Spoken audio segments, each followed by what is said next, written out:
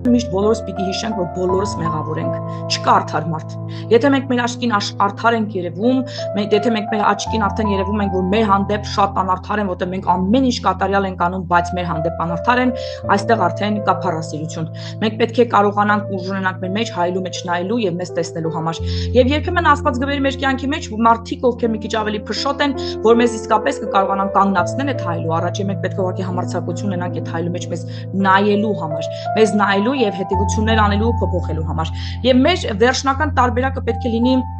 միայն խոնարհվել միջև վերջ եւ վերջնական տարբերակը պետք է լինի ուրեմն ամբողջովին ապավինել Աստծուն, այլ ոչ թե մեր սեփական հասկացողությանը եւ ընդունել, որ մենք չգիտենք, այլ գիտի նա, որ մենք արդար չենք, այլ արդարացված ենք միմիայն նրա այրենով, որ մենք մեղավոր ենք եւ կեղտոտ ենք եւ մեր շորերը եւ մեր էությունը լվանալու կարիք ունի, Քրիստոսի այրենով լվացվելու կարիք ունի։ Մենակ այս պարագայում մենք կարող ենք փորձություններից այն, որ Աստված է թույլ տալիս, հենց այդ նպատակով է թույլ տալիս, որ մենք այդ հասկացողությունը ունենանք եւ կարողանանք այդտեղ հաղթանակի դրոշ դնենք եւ դրա օրհնությունները վերցնենք, փորձություն անցնելու օրհնությունները։